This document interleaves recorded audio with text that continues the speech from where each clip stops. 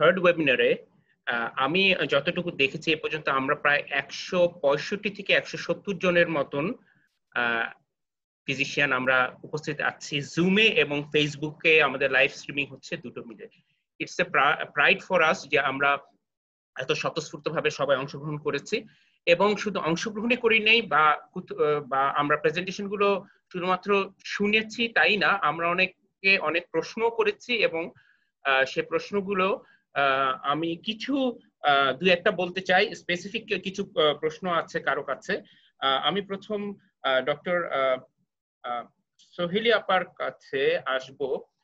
ওনার কাছে প্রশ্ন আছে ডক্টর নুসরাত গফুরের কাছ থেকে, যেহেতু স্কয়ার হসপিটালে উনি আছেন এবং বেশ কাজ করছেন কোভিড নিয়ে, ওনাদের অনেক পেশেন্ট আছেন। ওনার কাছে প্রশ্ন এসেছে যে how do you disinfect your X-ray and CT machine and do you fumigate them, অথবা ফিউমিগেশন করা হয় কিনা। সো যেহেতু আপনারা অনেক কাজ করছেন, আপনারা কিভাবে এটাকে কি প্রোটোকল ফলো করতেন সেটা উনি জানতে চেয়েছেন, এবং একই সাথে সিটি পেশেন্টের ফলো আপ আপনারা মানে কোভিড পেশেন্টের ফলো আপ সিটিতে কিভাবে করছেন। আমরা এটার পার্শিয়াল উত্তর ডক্টর জিয়ার কাছ থেকে এখনই আমরা জেনেছি। ওনারা কি প্রোটোকল ফলো করেন। নিউমোনিয়া পেশেন্টের ক্ষেত্রে ওনারা 10 থেকে 14 দিন পরে করেন, শর্ট স্প্যানে করেন যদি রিকোয়ারমেন্ট থাকে। আমরা ইউকেটা জানি, আমরা বাংলাদেশে কি ফলো করছি আপনার কাছে জানতে চাচ্ছি। এরপরে আমরা আসবো সিএমএইচ কি ফলো করতে ডক্টর তৌহিদার কাছে। ডক্টর তৌহিদা, আপনিও শুনুন স্কয়ার কি প্রোটোকল ফলো করে। ডক্টর সোহেলি আপা, আপনি আপনার হ্যাঁ আনমিউট করে নেন প্লিজ। শোনা যাচ্ছে? হ্যাঁ জি। Thank you Nusrat. আমি আসলে আমার প্রেজেন্টেশনে বলেছি যে আমরা আমাদের সিটি স্ক্যানার, সবাই জানে যে সোমাটোম ফোর্স সবচেয়ে লেটেস্ট মেশিনটা আমাদের আছে।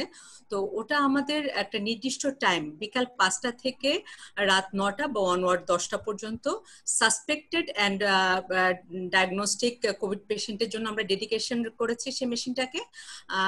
প্রথমে আমরা সাসপেক্টেড কেস করি, তারপরে হচ্ছে ডায়াগনোস্ট কেস করি, এবং এটা শেষ হয়ে যাওয়ার পরে আমাদের ভেন্ডর অনুযায়ী, ভেন্ডরের প্রোটোকল অনুযায়ী যে ডিসইনফেক্টেন্ট করার যে এটা ফিউমিগেশন করে প্রায় 2.5 ঘন্টার মতো আমাদের রুমটা ক্লোজ করা থাকে ফিউমিগেশন করে। এটা ভেন্ডরদেরই আসলে স্পেসিফিক ভেন্ডরদেরই প্রোটোকল আছে ওরা কিভাবে ডিসইনফেক্টেন্ট করবে। তো আমাদের ভেন্ডরের প্রোটোকল অনুযায়ী আমরা এটা প্রতিদিনই এটাকে করে থাকি, এবং সে ফিউমিগেশনের পরে 2 থেকে 2.5 ঘন্টা আমাদের রুম বন্ধ থাকে। তারপরে আবার আমাদের রুটিন কেসগুলো শুরু হয়, আর 5টার আগে আমাদের সব রুটিন কেস হয়ে যায়। আর এক্সরে, পোর্টেবল এক্সরে তো আমাদের কোভিড যে ইউনিটটা আছে সেখানে পোর্টেবল এক্সরে আলাদা আছে, সেখানে আমাদের কোনো মেশিন নিতে হয় না। শুধু আমাদের technologist with proper equipment, that is proper PP, যেটা supplied from the very beginning from Square Hospital, তারা দিয়ে থাকে। সেই প্রপার ইকুইপমেন্ট ড্রেস পরে তারা টেকনোলজিস্ট যায় এক্সরে করতে, পোর্টেবল এক্সরে।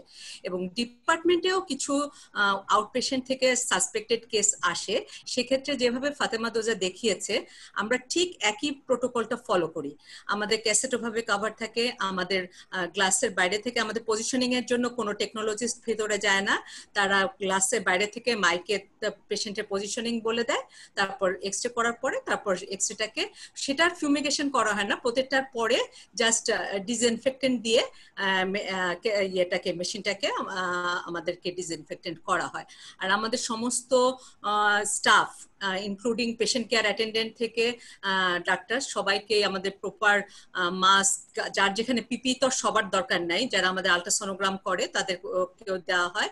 আর যেটা একটা শিল্ড আমাদের আল্ট্রাসোনোগ্রাম রুমে আমাদের স্কোয়ারে আমাদের হেড অফ ডিপার্টমেন্ট একটা স্পেশাল ডিজাইন করে দিয়েছেন, একটা যেটা সম্ভবত বিভা দেখিয়েছে যে আল্ট্রাসোনোগ্রাম মেশিন এবং বেডের মাঝখানে একটা barrier with plastic barrier with transfers, যেখানে হাতটা ঢোকানো যায় প্রোবটা, এটা আমাদের করা একটা দেওয়া আছে যেটা একটু মোর প্রোটেকশন দেয়, এটাই। আর সিটির প্রোটোকল যেটা ডক্টর জিয়া দেখিয়েছে এক্স্যাক্টলি আমরা এই প্রোটোকলটাই ফলো করি, এবং আমাদের ক্লিনিশিয়ানরাও আমাদের রেডিওলজিস্টের সঙ্গে খুব ভালোভাবে, ডক্টর জিয়া স্কোয়ারে কাজ করেছেও জানে, অনেক শুরু থেকে সমস্ত ক্লিনিশিয়ানরাই আমাদের রেডিওলজিস্টদের সঙ্গে খুব ভালোভাবে কন্ট্যাক্টেড। তারা যদি কোনো পেশেন্টের এমনি কোভিডের যেটা ইনিশিয়াল সিটি স্ক্যানের পরে 7 থেকে 10 দিন বা 5 থেকে 7 দিন এরকম ফলো আপ করা হয়, কিন্তু যদি তার সিভিয়ারিটি বেড়ে যায়, ক্লিনিক্যাল সিনারিওটা এখানে আসলে মোস্ট ইম্পর্টেন্ট, সেক্ষেত্রে তখন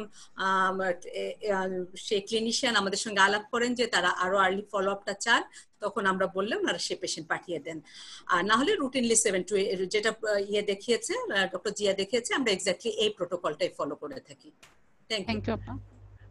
thank you doctor Soheli Sultana. এবং ডক্টর নুসরাত গফুরের প্রশ্ন ছিল, আরো বেশ কয়েকজনের প্রশ্নটা ছিল, এবং একই সাথে ডক্টর সোহেলির কাছে আমি আরেকটা প্রশ্ন করতে চাবো। আমাদের সাথে এই জুমে না, আমাদের সাথে ফেসবুকে আছেন প্রফেসর সালাউদ্দিন স্যার। উনি প্রশ্ন করেছিলেন, উনি প্রথমে সোহেল আপাকে থ্যাঙ্কস জানিয়েছেন ওনার প্রেজেন্টেশনের জন্য, এবং প্রশ্ন করেছিলেন হোয়াট অ্যাবাউট 3D রেন্ডারিংস। তো অন্য কারো কাছে যাওয়ার আগে সোহেল আপার কাছ থেকে আমি What about the 3D renderings সিটিতে বলেছেন, এটা এই প্রশ্নটা করেছেন doctor Salauddin sir, professor Salauddin sir. 3D rendering এ আসলে আমরা স্পেসিফিক্যালি আসলে ক্রস সেকশনাল ইমেজিংটাই বেশি প্রায়োরিটি দেই। হ্যাঁ, ক্রস সেকশনাল ইয়েটা দেখে আমরা প্রত্যেকটা সেগমেন্টকে আলাদাভাবে ইয়ে করি। আর যেহেতু আমরা একটা স্কোরিং করি, যেটা কার্ডিওপালমোনারি সোসাইটি অফ চায়না একটা লেটেস্ট মেতে একটা পাবলিকেশনস করেছে, যেখানে সিএমএস থেকে যে প্রেজেন্টেশনটা ওরা যে স্কোরিং সিস্টেমটা করেছে, আমরা সেটার সাথে আরেকটা জিনিস জয়েন করি, সেটা হচ্ছে ক্রেজি পেভিং অ্যাপিয়ারেন্স এবং কনসোলিডেশন। এটা প্রত্যেকটা সেগমেন্টে আলাদা করে ক্রেজি পেভিং অ্যাপিয়ারেন্স থাকলে 1 and consolidation থাকলে 2, সেক্ষেত্রে তাহলে টোটাল আরো হচ্ছে 2 যদি হাইয়েস্ট হয় তাহলে 10 সেগমেন্টে আরো তোমার ইয়ে করে মানে আউট অফ 35 আর কি আমরা স্কোরিং করি। এজন্য আমরা 3D রেন্ডারিং থেকে আসলে ক্রস সেকশনাল ইমেজিংটাকে বেশি ইম্পর্টেন্স দিয়ে প্রত্যেকটা সেগমেন্টকে আমরা আলাদাভাবে ইভালুয়েট করি। আর যেহেতু এআই আমাদের নেই, যদিও আমাদের যে মেশিনটা আছে সেখানে কিছুটা এআই এর মতো করা যায়, ভলিউম রেন্ডারিং করে তোমার কিছু আর্টিফিশিয়াল ইমেজিং করে সেটা দেখে দেয় কতটুকু অ্যাবনর্মাল লাং, কতটা নর্মাল এরিয়েশন আছে, কিন্তু তারপরে আমরা আসলে বেসিক্যালি রিপোর্টিংটা করার সময় আমরা ক্রস সেকশনাল ইমেজিংটাকে ফলো করে থাকি। Thank you doctor Soheli. এই আপনি যে প্রশ্নের উত্তরটা দিলেন এটার সাথে একই কোশ্চেন ছিল ডক্টর রুবেলের। ওর কোশ্চেন ছিল how to measure the percentage of lung involvement, এবং একই সাথে ডক্টর জাস্টিন ক্ল্যাম্প আছে, ওর প্রশ্ন ছিল the city scoring of lung involvement and disease severity. তো আমরা এইটাকে আরেকটু ডিটেলস জেনে নিব সিএমএইচ এ ডক্টর তৌহিদের কাছে যখন যাব। ডক্টর তৌহিদের কাছে যাচ্ছি, ওনার কাছে। ডক্টর তৌহিদা কি শুনতে পাচ্ছেন আমাকে? আমি এক মিনিট আর একটু বলতে চাই, আমরা ক্রেজি পেভিং অ্যাপিয়ারেন্সটাকে এবং কনসোলিডেশনটাকে আসলে ওই লেটেস্ট যে জার্নালটা আছে, এই যে আমেরিকান জার্নাল অফ রেডিওলজিতে বের হয়েছে, এটাকে আমরা খুব ইম্পর্টেন্স দিচ্ছি as it indicates the prognosis of the disease. হ্যাঁ, এই জন্য আমাদের সেন্টারে আমরা এটাকে কাউন্ট করে আউট অফ 35 আমরা স্কোরিংটা করে থাকি। Thank you. Right, out of 35 আপনারা স্কোরিংটা করেন। একই সাথে এখন আমরা তাহলে আমি চলে যাচ্ছি ডক্টর তৌহিদার কাছে। ডক্টর তৌহিদা, আপনি আপনার মাইক্রোফোন আনমিউট করা আছে। আপনার কাছে প্রশ্ন ছিল ডক্টর আরিফউদ্দিন, উনি খুব সম্ভবত মালয়েশিয়াতে আছেন। ডক্টর আরিফউদ্দিন উনি আপনাকে প্রশ্ন করেছিলেন why blood vessels are dilated peripherally। এটা ওনার স্পেসিফিক কোশ্চেন ডক্টর তৌহিদা আপনার কাছে। এবং আপনি কি শুনতে পাচ্ছেন আমাকে? why blood vessels are dilated peripherally, এটা ওনার স্পেসিফিক কোশ্চেন আপনার কাছে। এবং একই সাথে ডক্টর জাস্টিন ক্ল্যাম্পের কোশ্চেন ছিল আছে আপনার কাছে। ডক্টর জাস্টিন ক্ল্যাম্পের প্রশ্ন স্পেসিফিক্যালি আপনার কাছে to Dr. Tauhida Khan Madam, can you please show the slide of CT scoring of lung involvement and disease severity one more time? Doctor Tauhida এবং একই সাথে আমি প্রশ্ন করব, how do you fumigate the machineries of CT scan after doing scanning of COVID patients in CMH? In case of peripheral involvement, একটু জোরে বলতে হবে আর কি। Case of peripheral involvement, COVID virus is more likely to invade bronchioles and alveoli, causing inflammatory reaction, and are more abundant in peripheral and lower area. That's why the infection is more peripheral and in lower lobes, and blood vessels are dilated to compensate the hypoxia. There is blood shunt occur. That's why blood vessels are dilated. Next one is maybe Dr. Justin want to see the slide of scoring system. Okay, right. I'll try to show that one. আপনি এই scoring সিস্টেমের স্লাইডটা বের করতে করতে হ্যাঁ okay জি জি doctor Justin Klump নিশ্চয় আছেন স্কোরিং সিস্টেমের স্লাইডটা আপনি একবার দেখতে চেয়েছিলেন okay thank you doctor Tauhida আমি একটু যাব ডক্টর থ্যাংক ইউ জি ডক্টর সোহেলির কাছে ডক্টর সোহেলিনা আমি একটু যাচ্ছি হ্যাঁ ডক্টর সোহেলির কাছে মোহাম্মদ খায়রুল ইসলামের কোশ্চেন আছে is it mandatory to do follow up city if patient becomes asymptomatic doctor Soheli asymptomatic means after যদি এটা ডিসচার্জের সময় হয় এবং তার ক্লিনিক্যাল ল্যাবরেটরি ডাটাসগুলো যদি সব নর্মালাইজ চলে আসে তখন WHO রিকমেন্ডেশন করছে না যে ডিসচার্জের জন্য লাস্ট সিটিটা দরকার আছে এটা আমি আমার WHO রিকমেন্ডেশন যেটা you can go through that সেটা বলেছে যে ডিসচার্জের সময় যদি পেশেন্ট RT-PCR নেগেটিভ হয়ে যায় এবং তার অল ক্লিনিক্যাল এন্ড ল্যাব ডাটাগুলো যদি নর্মালাইজ চলে আসে তাহলে ডিসচার্জের জন্য লাস্ট সিটি স্ক্যানটা দরকার নেই thank you doctor Soheli doctor Fatema Douja doctor জিয়াকে একটা প্রশ্ন করেছেন এবং তার আগে আমি আরেকটু বলে নিই আমরা ডিসইনফেকশন প্রসেসটা জানতে চেয়েছি স্কয়ার এবং সিএমএইচ হসপিটাল কি প্রোটোকল ফলো করে ডক্টর ফাতেমা দৌজা চ্যাট বক্সে ইউজুয়ালি কি ধরনের ডিসইনফেক্ট্যান্ট ইউজ করা হয় সে ব্যাপারটা লিখে দিয়েছেন আপনারা চ্যাট বক্সে কি সেই ইনফরমেশনটাও নিয়ে নিতে পারেন রেগুলার যেটা আমরা একটা লাইন যোগ করি এখানে আনিস সেটা হচ্ছে ডিসইনফেকশনের ব্যাপারটা কি যে আমাদের দেশে আসলে ডিসইনফেক্টেড ইনফেকশন কন্ট্রোল ডিপার্টমেন্ট বলে আসলে কিছু নাই একেবারেই এখন বাইরের পৃথিবীতে বাইরের দেশগুলোতে ইভেন আমাদের খুব কাছাকাছি দেশগুলোতেও এতে দক্ষিণ এশিয়ার দেশগুলোতেও আছে ডিসইনফেকশন এবং ইনফেকশন কন্ট্রোল একটা সিস্টেম আছে একটা হাসপাতালে সেরকম এমপ্লয়ি আছে যারা হচ্ছে সেটার মধ্যে কাজ করছে এখন আমরা এই যে গাইডলাইনটাতে আমরা এরকম আর কি ডিসইনফেকশন কন্ট্রোল এবং হচ্ছে যে এই ইনফেকশন কন্ট্রোল টিমটাকে সাজেস্ট করেছি যারা